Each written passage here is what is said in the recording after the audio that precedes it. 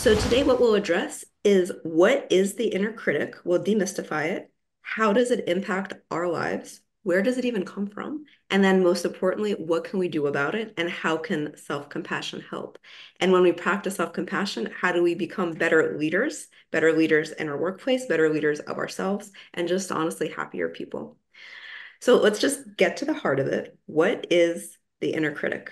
And I'll start with a very non-technical, non-scientific definition first, although we'll get to the science later. But the inner critic basically is the voice that makes us miserable. And I think that's a very good summary. If you have a voice that makes you procrastinate, tells you you're not good enough, makes you feel bad about yourself, that's the inner critic. And the point I want to make is that it is not objective. It's a voice that makes you miserable, but not for objective reasons. So let's say, like today on this Thursday, you had a super productive day. Let's say you had a to-do list and you went through your whole to-do list and you got on top of all your email, which is a small miracle, and you finish all your work and you even work out and you attend this inner critic talk and you eat healthy. And let's imagine you're in bed by 9 p.m. going to sleep early. The inner critic will tell you that there's this one pantry or closet and you should have cleaned it out today. And why didn't you clean out that pantry or that closet too? Right? Put a plus if that resonates. Like it'll find some task like, well, why didn't you do that? Like, yes, you did these 5 things, but how about this side project you were going to start? Or the inner critic will tell you, yes, you did all these things, but I bet you could have done that more efficiently. I bet you could have done that quicker. I bet you could have taken more pictures. So if you have a voice that says those things or things that are similar, put a plus in the chat and thank you, Greg. Oh, and a huge thank you to Greg for even making this possible. He made the introduction to Adele and Joyce to even make this possible. So anything you do, the inner critic will say, I bet you could have done it with slightly better quality. I bet you could have done it slightly more quickly. I bet you could have done it, but more elegantly. And what the inner critic wants of us, and I see some of you are laughing, is something that's not even within the human realm. The inner critic wants you to go that extra mile that can exist in the mind of hypotheticals, but that like a human being can actually go. So what the inner critic is looking for is that you have no limitations whatsoever, no blind spots whatsoever, and maybe also be a little bit psychic and be able to predict the future reliably. So the inner critic does want something from you. That something is not possible. And anything you'll ever do, it'll say, I want that, but cuter. That, but more successful. That, and post on LinkedIn about it more. That, and like wrapped up in a little bow and more attractive from the outside. The inner critic is also partly the ego, is also the voice of the ego. So the first thing I want you to understand is that the inner critic is not helpful because it's fundamentally unreasonable. Like imagine having an unreasonable boss that tells you everything was due like yesterday and gives you 24 hours of work every single day. That's the kind of boss the inner critic is. And to make matters worse, the way it speaks to us, the way it communicates, is through a voice of frustration and disappointment and aggression and anger. So it's not like you listen to that voice and then you'll be successful. And what the inner critic actually is just aggression. It's aggression that hasn't been expressed in any other way, so it's expressed through criticism. So that's the inner critic. Put a plus in the chat if you're relatively new to inner critic work. And we'll do a meditation soon to ease it. But first, I just want to get a sense, like who's new to self-compassion meditation? Who's new to inner critic work? Good. So a lot of you good. So then this will be a good impact. I was new to inner critic and self-compassion work as well. I'll tell you a little bit about my story just so we can get to know each other. I was born in post-Soviet Union, Russia, in a culture of enormous perfectionism, where like in that culture, the value of a human life is very low. It's still very low in that culture. And the most important thing is, are you the best at chess? Are you the best ballerina? Are you the best at math? And nothing else really matters about your feelings or your worth in that culture. So that was the first voice that entered my head just as a result of my environment. And then when I was 6 years old, my parents immigrated to the United States, to California, to the Silicon Valley. So I was very young when my parents moved to Palo Alto, and I grew up in an immigrant family. And an immigrant family of very recent immigrants is another source of perfectionism. And then, as Adele mentioned, I spent 8 years as a Harvard student getting 3 different degrees. And the environment, if you're in an environment of perfectionism, that adds more layers of expectation, more layers of perfectionism. So my mind was very critical and not self-compassionate. And it wasn't until I was at Stanford Medical School that I was introduced to the practices I'm sharing with you today. And I just saw the research. I saw the research that being published, that being kind to myself will actually get me further. And this was a huge insight. I thought there are these people who are self-compassionate and maybe happy. And then there's these other people who achieve things and are motivated. And maybe they're less happy and they're less self-compassionate, but they do a lot of great things in the universe and they're successful. When I saw the research, I realized that the people who are self-compassionate are also more successful. And a light bulb went off in my head. I was like, wow, maybe I can do this too. Maybe I can practice this. And the other part of the research that I saw is that the perfectionist, which I've had my entire life, is just one version of the inner critic. We'll talk about other versions. And I saw in the research that it's a voice you can rewrite, that there are interventions, there are practices that undo that. And people become happier. And I started doing those practices, which I'm going to share with you, and I became much happier.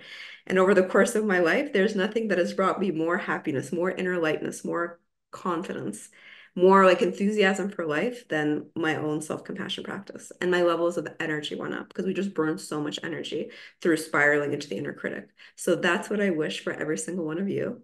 And when I was a corporate lawyer, I saw just how much inner criticism there is in the legal field. And I created an organization called Self-Compassion for Lawyers. And I was working across the table from financial professionals. I was an investment funds lawyer. So I saw in the world of finance just how harsh the inner critics are and how much they lead to sabotage. So for the last year, full time, I have been working to create more compassion and to create more self-compassion across organizations for individuals, more happiness for individuals, and especially in the law and finance world. So that's my story. I want to bring in more voices than just my own. So let's just see how other people depict the inner critic, just to make it easier for you to spot it and to recognize it. And just to start in a fun way, let's look at a comic together. So you'll tell me if this resonates. Go like this if you can see the comic. If you can, good. So this one I think is quite funny. It starts with, you're listening to Internal Monologue FM with me, DJ Subconscious, playing all your thoughts nonstop, uninterrupted, 24 hours a day. From classics like, why did I say that? And golden oldies like, am I a horrible person? To today's hottest hits, what the hell am I doing with my life? And am I hungry or am I bored? So put a plus in the chat if that resonates, if you have kind of those thoughts. And I want, and I just want you to see each other's responses also, because again, it's something we all have and it's something we don't talk about nearly enough. And I'll show you one last comic. This one is great. It's called Checklist to Feeling Pathetic. Very important checklist to have around. I hope it's a checklist you never use. And I also think it's a perfect description of the inner critic. So this checklist starts with, choose someone and compare yourself unfavorably to them. Great pastime. And then examine your face closely in the mirror. Notice all the flaws. Followed by relive embarrassing or awful moments that occurred years ago. And make a mental note of all the people you regularly disappoint. And finally, to top it off, disregard any compliments from people who supposedly love you. Emphasis on the supposedly. So someone says, you look great. And she's like, don't patronize me. And then resign yourself to believing that from now on, this is how you will feel forever. So again, I love this comment because I feel like this is the inner critic in a nutshell. And when we look at it here on the screen like this, it looks kind of ridiculous, right? But then when it's in our head, it kind of feels like the voice of truth. So kind of put an exclamation point in the chat if at some point the inner critic said something like that that's very unreasonable to you, and you're like, that kind of sounds right. We're like to one of those, you're like, that kind of sounds like it's an accurate representation of reality. That's something I thank you, Ryan, for sharing. We have a lot of thoughts every day, and not all of them are true. And I found that the journey to becoming happy in your mind and to having a calm mind is distancing yourself from certain thought patterns and realizing that our minds are just there to produce thoughts. The mind is kind of indiscriminate in the thoughts it produces. It's like the heart will always beat, the mind will always produce thoughts. And those thoughts are there, and those thoughts are negative because of years of evolution. Those thoughts, in many ways, are universal, and not every single one of them is true. I like to have a scientific underpinning to everything I present, everything I teach. So let's get to that scientific heart of it. Let's look at the science of thoughts. So research suggests that we have 60,000 to 80,000 thoughts per day. So we're always thinking thoughts. If you meditate, we'll do a meditation later. If you meditate and a thought pops up, that's normal because there's no way to stop the mind from producing thoughts. But out of those 60,000 to 80,000, any guess what percentage are negative? Or maybe you know, what percentage of those are negative? Yes, exactly. 75 to 80% are negative. And just what a heavy burden to bear that we have so many thoughts and so many of them are negative all the time.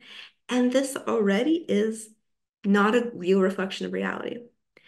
A scientific analysis by Shelley Gable and John Haidt suggests that on any given day, we have 3 times more positive experiences than negative experiences. But we have many times more negative thoughts than positive thoughts. So research suggests that if we were to really see things as they are, if we were aware and connected to reality as it is, we wouldn't have a negativity bias. We'd actually have a positivity bias. Because even on the worst day, 75% of our lives are actually going very well. So those negative thoughts are not an accurate reflection of reality. They're very persistent. And another characteristic is that they're often the same. Those thoughts we keep having, they're the same yesterday as they're going to be today, as they will be tomorrow, as they were a year ago, as they were 20 years ago. So even as we change and circumstances change, our challenges can change. And yet we keep having the same thoughts over and over, the same self-critical thought, day in, day out, year in, year out. And the fact that it's repetitive, the fact that it's the same language, that may cause you to question the inner critic already. Because if the inner critic were accurate, it would be context specific and the thoughts would be different because we change so much over the course of even a year, definitely over the course of a decade. So from person to person, year to year, the inner critical thoughts are the same. And what else is interesting is that person to person, they're very much the same. So there's 38 of us here. We all have different stories. We all have different strengths. We all have different weaknesses. We come from different backgrounds. We're in slightly different places. And yet your self-critical thoughts are very similar to each other's. So I can guarantee you that a few of the self-critical thoughts you had today, all 38 of us have had. So those thoughts are not authentic. They're not at all authentic. So let's do a common humanity check. What is one self-critical thought that you often have, or your like top 3, if it's hard to pick, top 3 most prevalent self-critical thoughts? Just put it in the chat. And shiver, yes, one's environment does play a role in boosting the inner critic, and that's a great question. We mirror our environment. So the flip side of that is that when you are very critical to others, you're actually building their inner critic. When you talk about yourself in a way that's critical of yourself, you're also building other people's critic. When you are very, very judgmental of your kids, you're building their inner judgment. And also, kids mirror how compassionate you are to yourself. So even if you're really kind to your kids, but you're really harsh, critical, and mean to yourself, your kids will adopt the attitude you have towards yourself because they'll model you. So it's all about environment. And the way to make the world a better place is your own self-compassion. I would say self-compassion is the highest form of charity. It's the highest form of good that you can practice in this world, I believe. And I've done a lot of work on compassion in general and altruism as well. Okay, so let's look at your top critical comments and keep putting questions in the chat. If I don't see the question as I go, put it again when we have the Q&A. I'm not healing fast enough. Thank you, James. Tell us what the context is. I hope you're doing okay. But yeah, that like I'm not doing blank fast enough. That's such a comment. Anything. I'm not doing it fast enough. I am just not good enough. Yeah. So the inner critic loves these kind of amorphous statements that you can't argue against. Like they're very non-concrete often. Like it's hard to push back. Not good enough. So I say it too not good enough, unproductive. So the inner critic is always telling you to be more productive, to be more productive, to be more productive. It's like a taskmaster. Should I be able to do it? Or, yeah, like, do I deserve to do it? Oh, like my accent, like criticizing your own accent. I think just criticizing the way you speak is universal, accent or no accent. Not good enough, not productive enough. Why do I keep making the same mistakes? Thank you, James, for sharing. So yeah, so we already see some patterns across the people here. And I want you to also build community on this basis that you have those thoughts, how liberating that others have them too. And the fact that you see other people write this in the chat and you know you have other smart, accomplished, wonderful people here. I hope that starts to undermine the inner critic's authority for you slowly, undermine your own inner critic's authority. So what we've discovered so far is that the inner critic is not at all creative. It's not context specific. It's repetitive. It's like a broken record. It criticizes you and others in the exact same way. It'll always say not enough. Like I've worked with some top women in the entertainment industry, and their inner critic tells them you're not beautiful enough, or you were more beautiful a year ago, or you were more beautiful yesterday than today. I worked with top Harvard professors one-on-one who say, I'm not smart enough and there's no end to it. I actually find that the more a person has a quality, the more critical they are of not having that quality. It's almost backwards. Just to expand more on what on the question about environment and inner critic, remember that the less you criticize yourself, the less you'll build a critical environment. So the less you criticize yourself, the less you'll be critical of others. The less you're critical of others, the less you'll criticize yourself also. So this work, this tremendous work of releasing inner critic, it is good for you, and it's an enormous gift to the people in your life also. So I've gotten thank you notes from the significant others of people in my workshops because they said once they became more self-compassionate, they became so much more compassionate towards me as well. So we've established that we have so many critical thoughts. If your inner critic is telling you that you're not worth it to do self-compassion work for yourself, do it for your loved ones. And now that we understand that we all have this critical voice, let's look at why it's there in the first place. Why do we have so many negative thoughts? Why are we so unpleasantly critical? And to get the answer, we must go way, way back in time to when human beings roamed the jungle with a lot of other wild beasts, and when humans had to really compete with those wild animals for survival. So we found ourselves here today with these very difficult brains that criticize left and right. These brains were formed over thousands of years of evolution. And this experience of the mind gives rise to so much suffering because over years of evolution, our brains were wired to look for what's wrong. So our brains, the thing our brains do best is try to find what's wrong in any situation. And our brain will always undermine how much resources we have.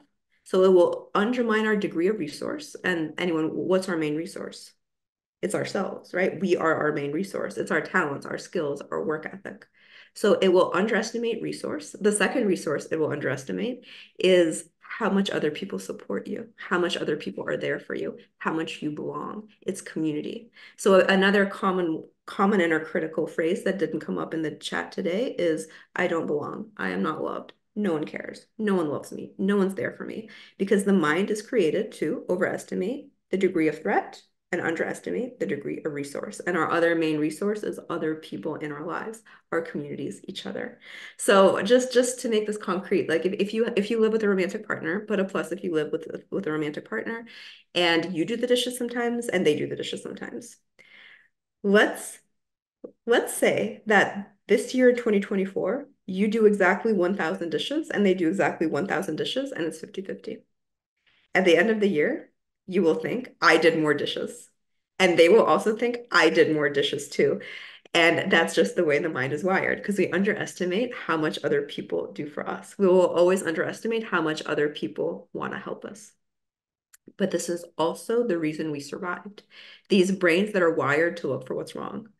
Because when we were competing with those wild beasts in the jungle, We weren't the fastest. We were not the strongest, for sure. We could not swim very well. We couldn't fly. We were kind of weak.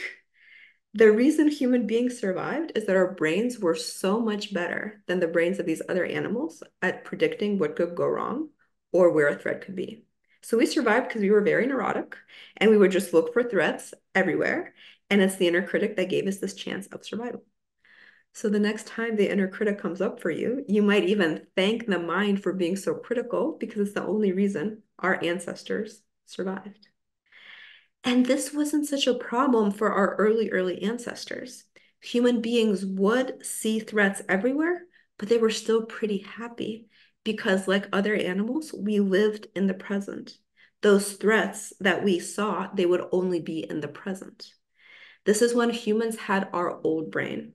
Our old brain was formed about 25 million years ago, and the old brain wanted to keep us protected. It had actually very few tasks to keep us protected. It could process some emotions. It wanted to survive and reproduce. It was status seeking, but that was it. Like the brain 25 million years ago did not do anything else. And then an amazing thing happened. Our brains began to grow and evolve and change. And about 2 million years ago, the human brain developed this incredible capacity of imagination, the ability to imagine alternate realities. So I just want to show you another quick comic because this is a perfect depiction of old brain to new brain. So old brain was eat, survive, reproduce, eat, survive, reproduce, eat, survive, reproduce. And then the new brain is, what is this all about? The new brain is total existential crisis. So that's our new brain. So it gave rise to language. The new brain gave rise to culture, to science, to technology, to our sense of identity. But in terms of happiness, it was a total disaster. We had an old brain that looked for threats and then a new brain that could imagine things, including imagining what could go wrong. So suddenly, we're not only seeing threats in the present, like the tiger behind the bush, we're imagining everything that could possibly go wrong in the future. And we're reliving again and again every threat from the past. The human being is the only creature on earth that can pay 1,000 times or 10,000 times for the same mistake. You'll just go back over it and you'll blame yourself over and over and over again. No one else does that. So just as an example of how this works, we can imagine losing status with our new brain. That triggers the old brain stress response. Or we remember some experience and our bodies react as if it were real. So the mind isn't very good at telling the difference between the real and the imagined. If I were to tell you to close your eyes, it's like almost dinner time, and I would say, for this FANG group tonight, I am baking you an apple pie, and I took the freshest apples from the farmer's market, and I added a little bit of cinnamon, and I cut them up, and I added brown sugar, and I made the perfect crispy crust, and it's baking in the oven for you, and I'm adding vanilla ice cream on top. So if I start talking like this, put a plus if you started salivating. Like, did anyone start salivating just from those 2 seconds? There's no pie, there's no apple, there's no crust, it's all imagined, and yet your body reacts as if it were real. In the exact same way, your body reacts as if there is a threat, even if you just imagine the threat. So for any threat that you imagine that's not real, your body will respond as if it is a real threat that is out to get you. So you relive that stress response just automatically on autopilot over and over and over again. This is not the same for other mammals. Like if a cow were grazing peacefully in Central Park and a mountain lion jumped out of nowhere at that cow, let's say like the cow runs and runs and runs and somehow gets away, like the mountain lion gets distracted. Within a few minutes, that cow would be grazing peacefully again. Its heart rate would be normal, no more adrenaline would be produced. It would be at peace. Its nervous system would have fully recovered within a couple minutes. But let's say we had like a FANG event in Central Park on a field of grass, and we're on the big lawn picnicking, and like the Central Park Zoo mountain lions escaped, and they all came to attack us and jumped out at us, and we ran and we ran and we ran, and like the police department got involved and the fire department got involved, and we were all safe. We would not be okay 3 minutes later. We would probably all need therapy 3 years later. We would go like on the Upper West Side for the therapy probably because we have a new brain that can relive any threatening experience. And we have an old brain that responds very strongly to it. So the default of our brain today is suffering. And the only people who can access an alternate mode other than that suffering are those who practice mindfulness, compassion, and especially self-compassion. And that's what we'll do together today. So let's get to the solution. Let's define these terms. Mindfulness is your awareness of the present moment. It's undoing some of that new brain tendency to be in the past or in the future. Compassion is wishing for the long-term well-being of others, including all your difficult people. And self-compassion is this attitude that no matter what, I'm going to be on my own side. And often we're our own difficult person. So self-compassion, compassion is really the same thing. Compassion is compassion towards everyone, including towards yourself. Kindness toward everyone, including towards yourself. So self-compassion is this attitude that no matter what, I'm going to speak kindly to myself. No matter what happens, I'm going to be kind to myself. No matter what happens, I'm on my own side. And my value as a human being has nothing to do with anyone's approval or disapproval. That's self-compassion. Inner critic is just the opposite. The inner critic is always turning against ourselves. It's always disappointed. It's always irritated. It's always in a bad mood. It's basically just always a drama queen. Whereas self-compassion is, I'm still going to be kind to myself. I'll still be patient with myself. Let's just give a real world example. Just let's look at the application. A lot of people are in transition right now. A lot of people are searching for new positions now. Let's say you're going into a job interview you're really excited about. It's a very important job interview or some very important meeting. Self-compassion is when you go into that job interview and you know that if I get the job, if I perform very well at this interview, I'll be very kind to myself after. And if I don't get the job, I'll be just as kind to myself after. If I don't perform well, if I mess up, I'll stay just as aligned to my long-term goals and just as much on my own side after. How does that sound? It gives you so much extra confidence and strength, knowing that in no set of circumstances will I turn against myself. No matter what my significant other does, no matter what my kids do, no matter what my boss does, no matter what happens in the country, I will still be on my own side. And I know that a lot of you here, all of you here, are committed to self-improvement, to growth, that you're committed to becoming better versions of yourself. I am as well.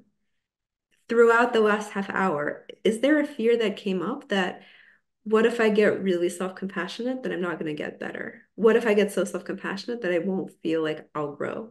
Is there a fear, and put an exclamation point in the chat, that if I get to be really self-compassionate, what if I get complacent? So has anyone had that? Um, I find that's the biggest source of resistance. I present in a lot of law firms, and I was presenting at a law firm partners retreat over the summer, and I was teaching self-compassion. We were in this beautiful place, and there's always questions after, and some people tell me very personal things sometimes after a talk. So this very successful law firm partner comes up to me after the talk and he says, "Elizabeth, I need to tell you something." And then we kind of go to the side, and then he says, "Elizabeth, if I were really self-compassionate, I have to be honest with you, if I were self-compassionate, I would just stay in my pajamas all day. I would never leave the couch. All I would eat is cake and ice cream and pizza, and all I do is watch reruns of my favorite 80s shows. And that's all I do." And that was like his reaction to my self-compassion presentation.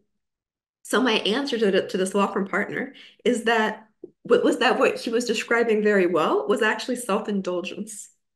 That was a perfect summary of self-indulgence. Self-compassion is when you grow and you challenge yourself and you eat healthy and you take really good care of your body and you do hard things and you make sure that you can thrive. You grow as a person and you do the hard things you need to do in order to thrive. So um, there's this wonderful quote from the entrepreneur Ravi Kant that a fit body, a calm mind, a house full of love, these things cannot be bought. They must be cultivated or earned. And all of those things, I think meditation helps with all those things, but it's something that you work toward. They don't come automatically. If you're on the couch in PJs all day, you don't have that Satisfaction, fulfillment of impact, of connection, of being the best version of yourself. That is self-indulgence. Self-compassion is when you work from a place of kindness and love toward being the best version of yourself. So let's go back to that interview scenario. Let's say you don't get the job. Instead of bullying yourself or beating yourself up or self-flagellating or being against yourself, which is paralyzing and which just burns a lot of energy, you can then improve from a place of self-compassion. You can kind of bypass all the criticism and say, because I care about this next position, as an act of self-compassion, let me do a mock interview with someone. Let me get more advice. Let me build these skills because I really want this job. Let me make this change that next time I do get the job. So you can do anything stemming from self-criticism or stemming from your own self-compassion. Like you can get up early to go to the gym tomorrow and say, I'm fat, out of shape, and I'm a terrible runner, and let me go to the gym. Put a plus if you've motivated yourself to do some things in, like kind of from that point of view. It doesn't have to be gym. You can say like my friend Pamela looks so good in her dress. I look so bad in my dress. Let me go to the gym and use that as your motivator. So yeah, thank you for those of you who are participating. Any negative comparison actually looks like physical pain in the brain. So that's one version. Or tomorrow morning, you can go to the gym as an act of self-compassion from a point of view of self-compassion. So let's say I set my alarm clock to do strength training tomorrow. I can say, Elizabeth, I know you really want to spread compassion and self-compassion to as many people as possible. I know you really want to make a difference in their lives. That takes inner strength. That takes energy. For that, you need a flexible, strong body. So I can be healthy and have energy. Let me do strength training tomorrow. So I can maintain my good mood and my optimism and be mentally strong and keep showing up for work that I care about as an act of self-compassion, as a gift to myself. Let me do strength training at the gym tomorrow. Or you can do it from the attitude of let me punish myself because I'm not good enough. Do you see how different the motivation is? And the feeling of doing that activity will also be completely different. So a lot of the difference between a thought that is self-compassionate and a thought that's self-critical, it's not in the content. It's still, let's go to the gym tomorrow. That's the content. It's how it's spoken. Is it spoken with support, with encouragement, with kindness? Or is it spoken with frustration, with disappointment, with contempt? I hope you start to watch how you deliver that information, from what point of view. And I really hope that you can be on your own side no matter what and speak to yourself like you would speak to someone you really care about. And then that becomes your source of strength.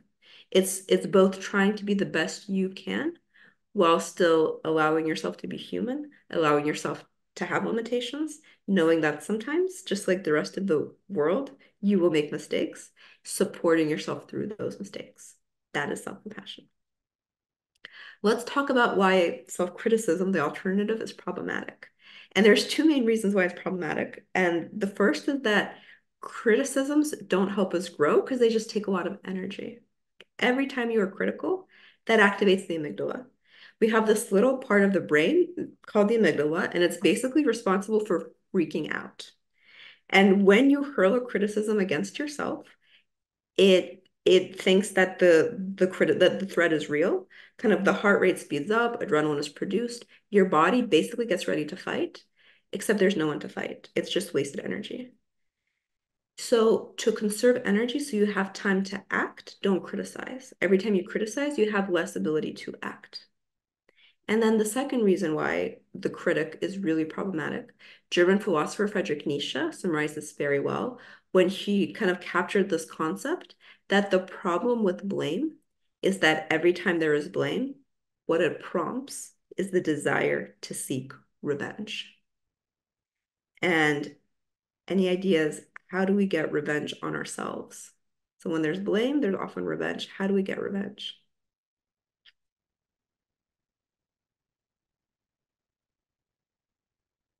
We get revenge by going to the gym.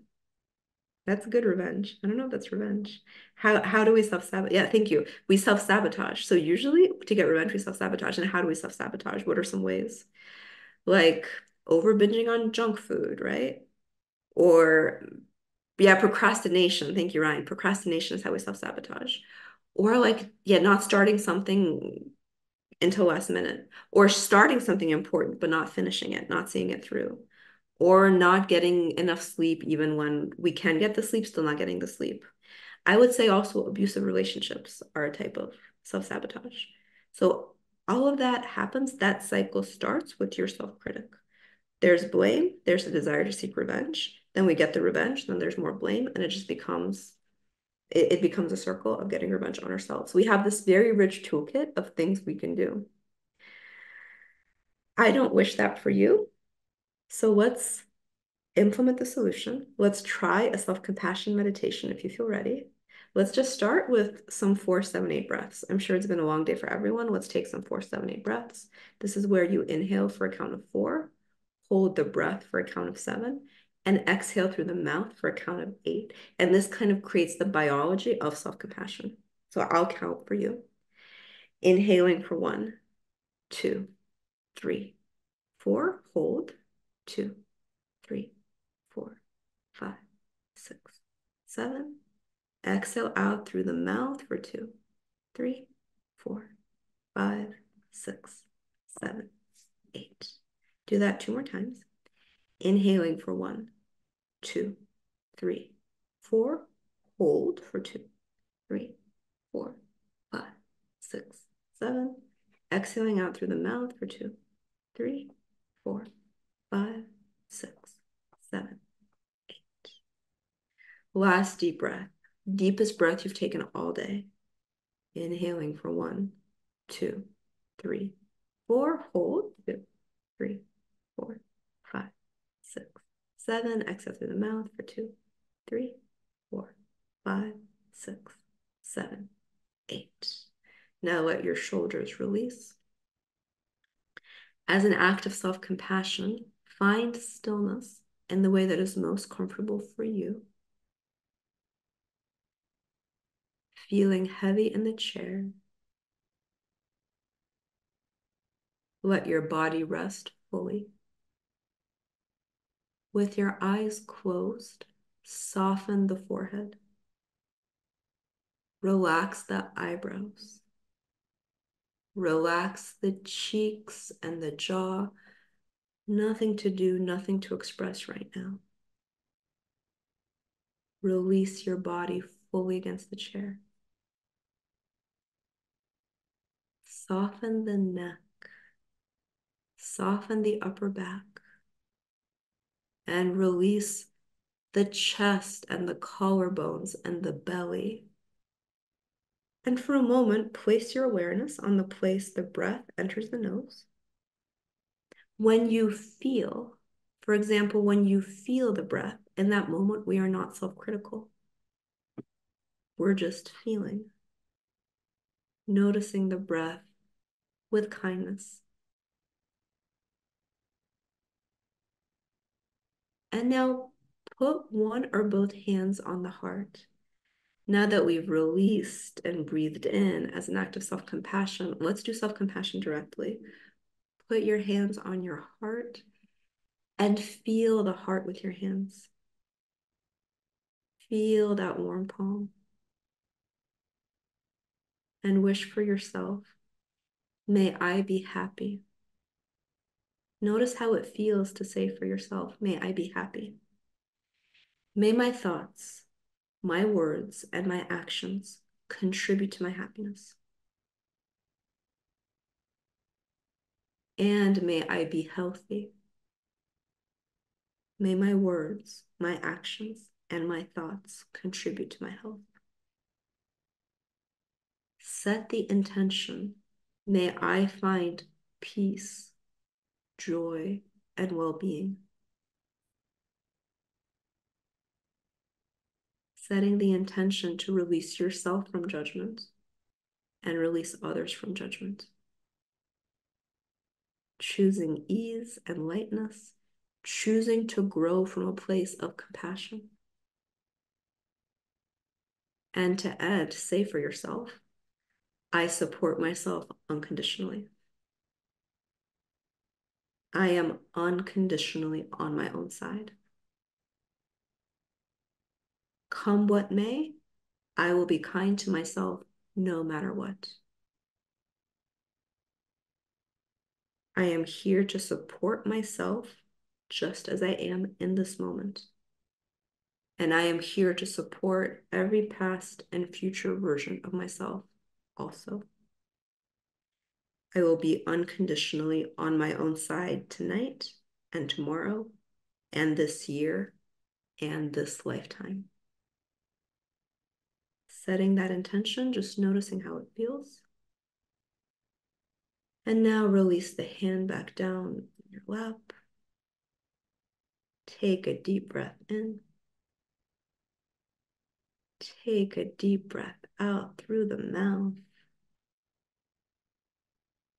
And when you feel ready, coming back, opening your eyes. How did that go? For many of you, from what I understand, it's your first self-compassion meditation. So how did that go?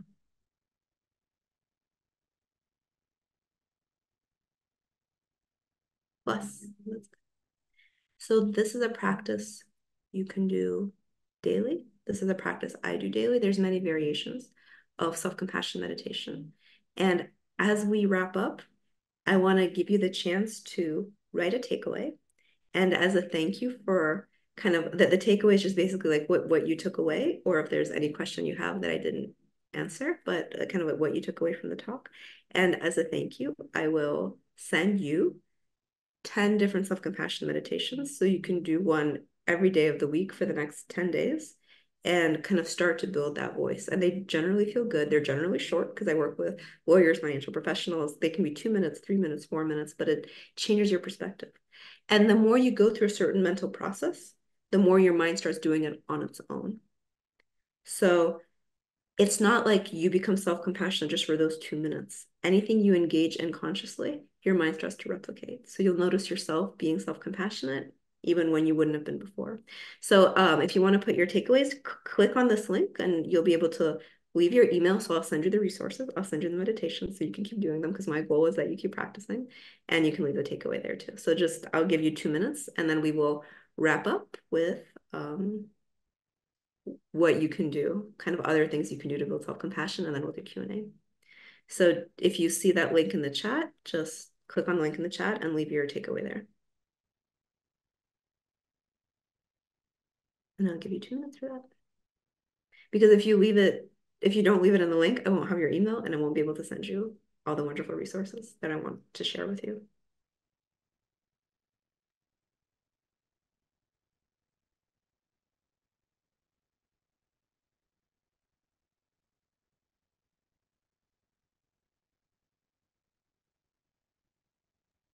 So Joyce, you're going to let people save the chat? Yes. Open that security piece so that they could do that, because everybody should reach out to each other too. Save chat. I have it. The three dots. Oh, you see it? Yeah, I do see it, but sometimes it's blocked. Okay. On your... I don't think it's blocked.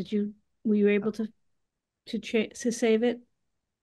So yeah, it's not through me, so I won't have access to the chat, but maybe you will. I will, and I'll send it to you. You could just forward it to me because people, yeah, I guess I wasn't. So Thank you for your takeaways. That is really wonderful to see. I just want to leave you with what can you do informally on the go if you want to keep building self-compassion.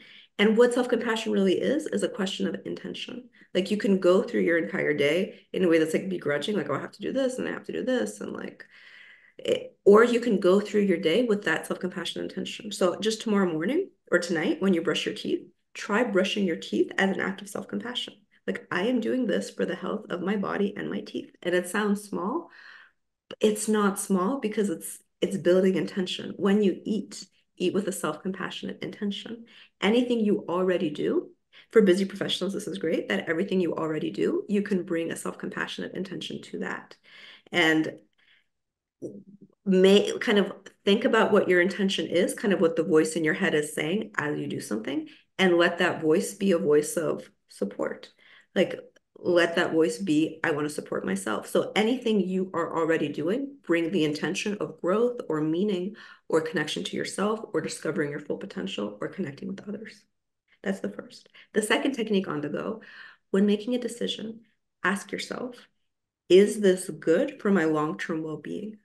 Will my future self thank me for this, that I'm doing this today? This is a way to not self-sabotage, and this is also a way to not build self-indulgence. If you're asking yourself the question, will my future self thank me for this? And the answer is yes, and you do it, that is an act of self-compassion. And the third, when you find yourself being critical of yourself, or when someone is being critical of you, ask yourself, does this voice have my best interest at heart? And only listen to voices that do. Reframe voices that don't. And let's say there's already a self-criticism in your head. What do? Let's say you already noticed that voice. So those are preventative measures. Let's say the critic made it in. You can just add, and may I be happy. Like, that was not good enough. You should not have said that. No one loves it. And may I be happy. Consciously in your mind say, and may I be happy. And it just reconnects you back to self-compassion. And you can also do this for like family members or friends. Like if I were meeting a friend, let's say we're meeting a friend for dinner tonight, and I'm standing on the corner of 82nd and 2nd, and he's not there and he's late, and I'm standing there waiting for him. I'm like, oh, what a jerk. And may he be happy. He's so badly organized. And may he be happy. Doesn't he have a Google Calendar? And may he be happy. I would just keep adding that because he's my friend and he's a great person and I care about him and I like him.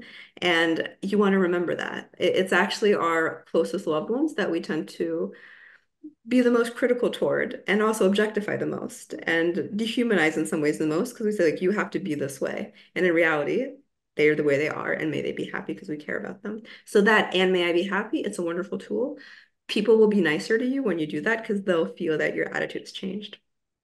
Another great technique to use if you already notice the inner critic is one of those 4-7-8 breaths. So let's say the inner critic is already there, take a 4-7-8 breath. And that already gives you the biology of self-compassion. Um, and of course, the other way of really cultivating these qualities is daily meditation. And for those of you who are really serious about inner critic, I have a year-long program on self-compassion that's very deep, very effective, where in a year you truly have a very self-compassionate voice in 52 weeks. There's a very deep version. There's like a 4-week version of that. And I also send a little daily inspiring text message about self-compassion every other day. Because like I've been presenting in so many places and I want to keep in touch and I want to keep inspiring you and I want to keep giving you access to this point of view. So if you want that, you can just text the word 2024 to the number 41372 and you'll automatically be added. You can always unsubscribe, it's free. And you can always text me back. So you can always text back questions or be like, Elizabeth, send me a good self-compassion meditation. And I will, because I really care about you and I care about you doing this work and moving in this direction. Because I believe that if we were all self-compassionate, we would live in a much more peaceful world. We would live in a much happier world. Kids would be happier. Everyone would be happier in that world.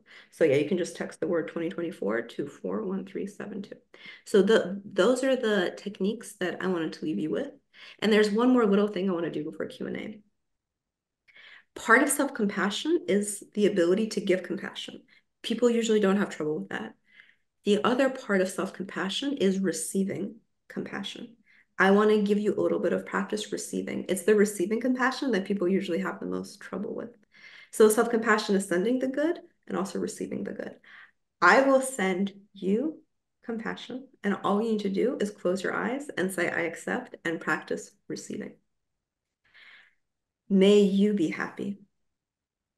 And just say in your mind, I accept. May you be healthy. May you be safe. May you be peaceful. May you work with the mind so that you have peace in the mind. May you receive great encouragement from the inside and the outside. May there be ease to everything you do. May your mind be clear, your body be open, and may your heart feel connected and full of compassion. And may you become happier, more joyful, more spacious every day of 2024. And I also wish you freedom in the sense of freedom from the inner critic. Um, so just say, I accept, receive, practice receiving. And when people say something kind or when people want to give to you, also practice receiving because that will strengthen your self-compassion too. So I just wanted to say another huge thank you to Joyce, to Adele, to Greg Garland for this opportunity. And I'm so happy to have been able to reach you. And for the next 5 minutes, put any questions you have in the chat or ask any questions and let's just do Q&A.